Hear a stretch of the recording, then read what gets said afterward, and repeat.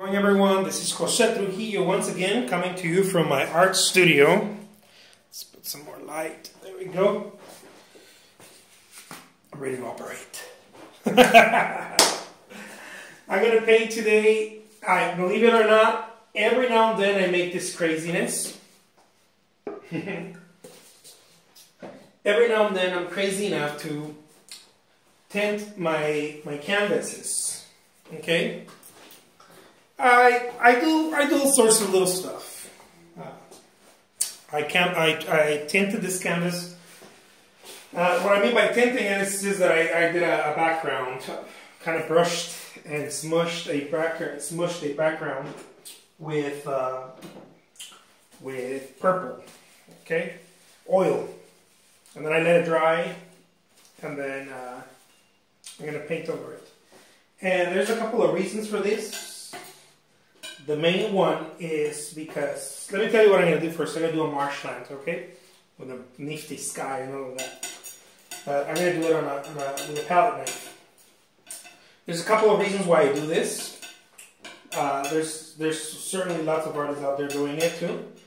But the reason why I do it sometimes is because I like the immediacy that it gives you. That's really one of the main reasons why artists like to do it. Gives you this immediacy, this sense of, oh look, there's a painting, you know. Another reason is because it helps with the tones, meaning if you put lights, you know where you can see the different variations of lights. Like something like this helps. Sometimes I've seen artists, and I've done it myself, where I put grays also, or burnt umbers. And that's pretty much it. You know, you just kind of do it for that reason. It helps with the tones. Alright, so without further ado, let's go. Let's look at this. It gives it's a different thing. You know, you should try it. It's a different thing than just painting on a white canvas. Although I do love the challenge of painting on a white canvas, I'm not gonna lie. For me, painting on a white canvas is, I like it. Some people think it's very challenging, and that's why they tone it. Other artists, I know they tone it for that sense of immediacy, because they like what, you know, you can especially those that use the background. I really don't think about using the background. It's just kind of there for me. But some artists use the background. They tint it actually a little harder, a little more intense, and they'll actually use the background when they're painting.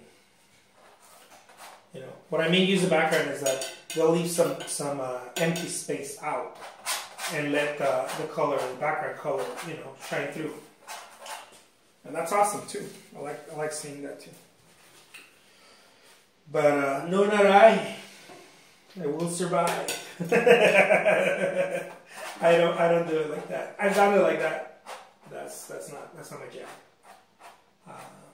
Reason why it's not my jam, it's because you have to take your time with it.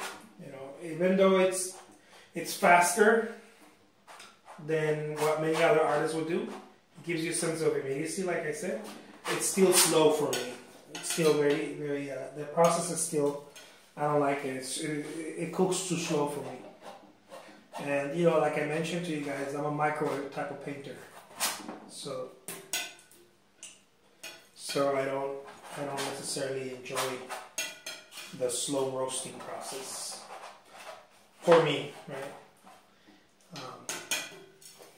I would. You know, some years back I would, but not anymore.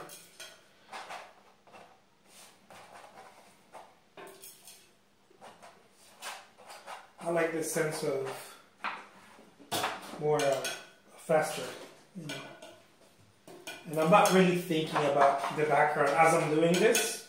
I know some artists, like I mentioned, some artists do. They think about where it's going to shine through and all of that. I love seeing that. I love seeing how some artists do that. I know there's an artist, I don't know where he's from. He's an abstract artist from, I have no idea really where he's from. But he comes out on YouTube. You should check him out. His name is Voca. I think it's V-O-C-A or K-A. V-O-K-A, I think. Don't quote me on that. But look for him. If you're into the abstract realism, guy's amazing. I love seeing how he creates I like his portraits, but not necessarily, not so much. I like his cityscapes. I really like seeing him paint how he develops that sense of the background. You know, I really like that. Guy's amazing. There's some artists there, you know. There's a few of them. I'm not gonna mention them because I don't want to give them credit. I'm just joking. But there's a lot of artists out there doing some great stuff too, with backgrounds and whatnot. And he's one of those artists who, if you pay attention to how he does it, you can see that he will use the background intentionally. You know, it's very, very purposefully done, and I love how he prepares for that. Even though his work is also very much immediate, I would say kind of like mine, but he has that element that he's worked on very, very well. He's done it very well. I love it. So there it is.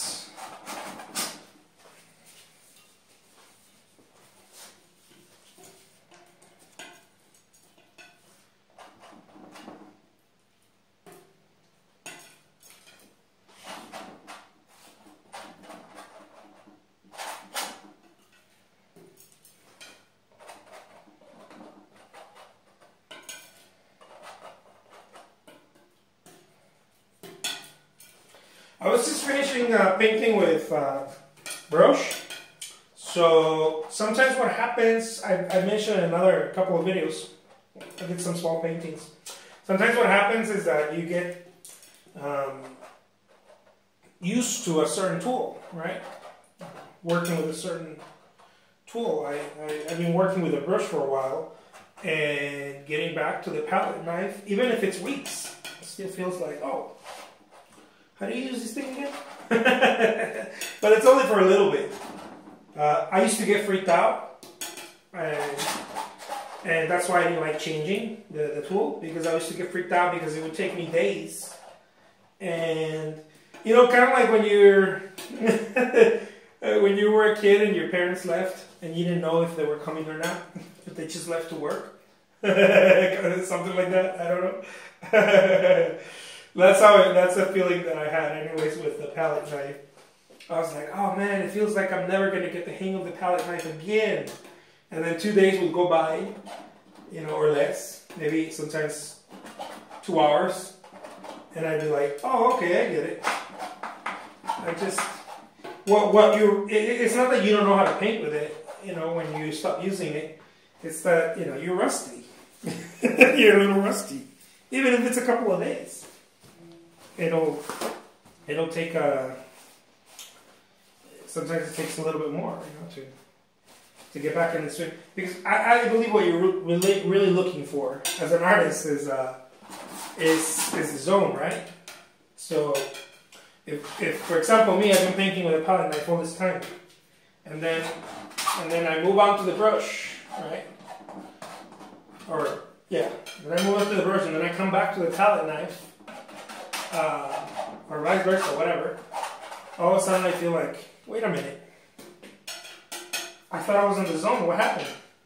Well, now you have to retrain yourself to get in the zone with the palette knife all over again. And it happens the same thing. You stop painting for a couple of days. You know, if you paint as much as I do, and you stop painting for a couple of days, you feel it. I feel it. Certainly, I feel the difference. All of a sudden I feel like, oh, hold on, let me practice a couple of hours before I move on to a bigger painting.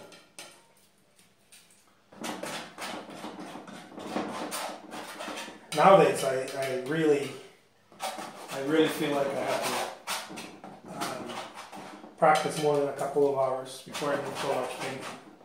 And not because I'm afraid of anything, but because I want to be able to flow freely. You know, not because I'm gonna do something wrong or ruin it. That doesn't happen. But it's because I want to be able to move, you know, freely in the canvas, and that happens when you are in the zone. If you're not in the zone, it feels a little off. It feels like, what am I doing again?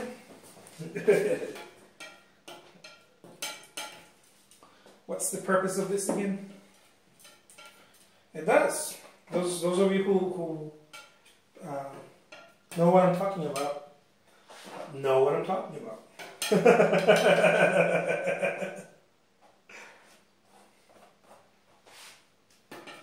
Yeah. See, you can't really see the purple anymore. It's just a little thing that people like to do. Sometimes I do it. It's kind of pointless with me because I don't, you know, I don't use the background. I used to do it with oranges and reds, and that seems to have a stronger effect because it leaves these little dots.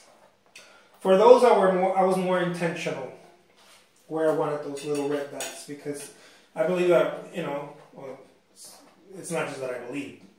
Red is a very intense color, and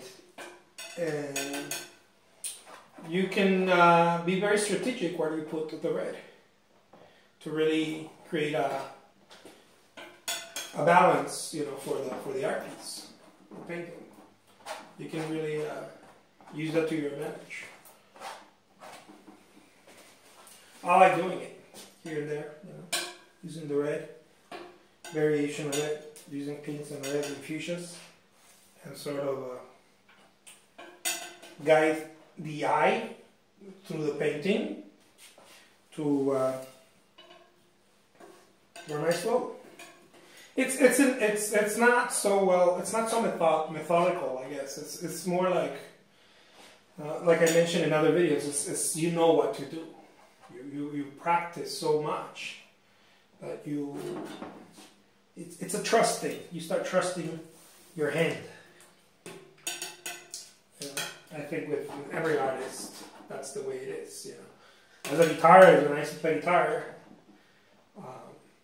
I wasn't looking for the notes. I was trusting the rhythm. I was trusting the zone, right? There's a rhythm that's happening when you paint. And that rhythm is based on your ability. It is an ability. I think it's a skill. On your ability to remain focused. And that, I think that's what the zone is, right? It's that ability to remain focused. When people say, oh my God, look how he does it or how she does it with such easiness, it's not necessarily the artwork. Although it looks like that. You know, outside it looks like, oh, look how he's painting, right? But that's not really what's happening in its entirety. Really what's happening is that the person is in the zone. The person has entered the place where there is no mind, where you are in it and you are trusting, you know, and it's a beautiful place to be in. Look, right now I'm in it. It's a beautiful place to be in because you know that you don't know, if I make any sense. You know that you don't know, and you still go for it. And that not knowing, I know I'm getting a little philosophical, guys. I swear, I'm not, I'm not that smart. It has nothing to do with being smart.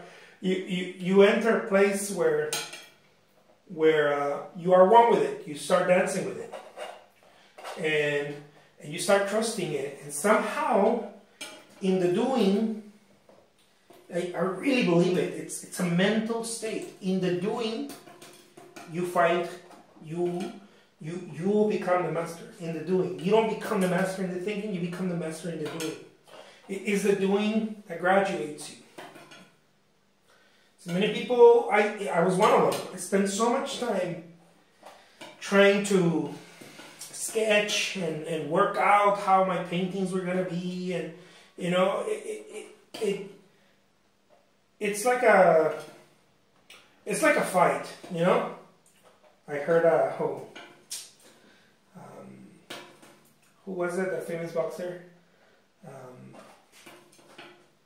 I forgot his name now. The guy who bit the ear off the other guy. I forgot his name. Mike Tyson. That's what we're gonna remember you from, Mike Tyson. I'm sorry. And you're somewhat good stand up. But anyways, this guy say everybody's got a plan till they get punched in the face, right? That's where I was going. That's what Mike Tyson said, apparently. Everybody's got a plan till they get punched in the face, right? And I believe that is what painting is. You know, you can't have a plan. Certainly, you have a plan, right? You have a plan. You're like, oh, I'm going to train. I'm going to do this, but you can't really have a methodical, you know, because it comes down to doing. You could be like, oh, when I get in the ring, I'm going to do this and I'm going to do that. It's kind of like when I was a kid, we used to see the Bruce Lee movies, the replays in the local theater in Mexico. And we used to come out of the movie theater looking at everyone like, I know what to do if the fight. And if a fight breaks out, I know exactly how to kick your butt. And then a fight would break out, right? And all of a sudden, you didn't know. You knew nothing of what to do. Because it was mental, right? All of a sudden you got punched in the nose, like Mike Tyson says, you know, you get punched in the face. It's the same thing with art, guys. The plan should be to not have one. You have one, but it's there. It's just kind of back there.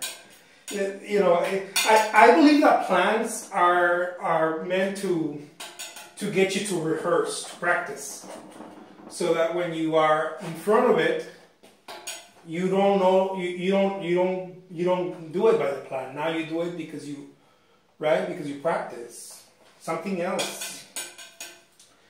We say in Mexico, in Spanish, your true colors will come out.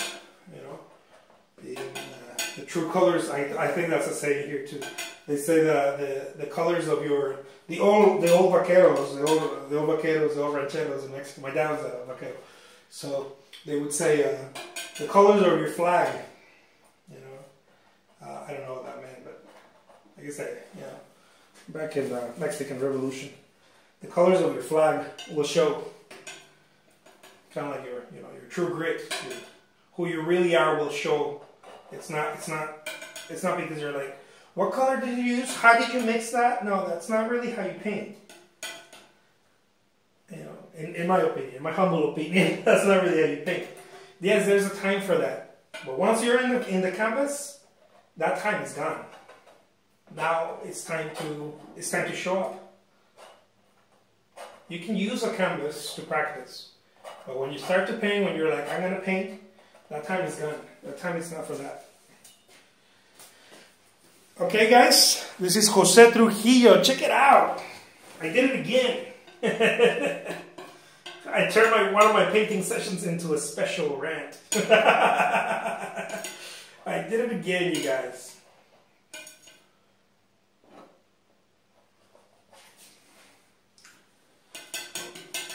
Let me put some strong phthalo blue over here. Check it out. Why not? Just to savor it. Looks like candy. Cool. And I'm going to sign it with a palette knife.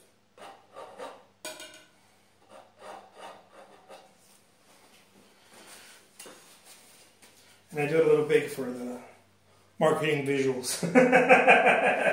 Thank you guys so much for joining me in my fun craziness here in my art studio.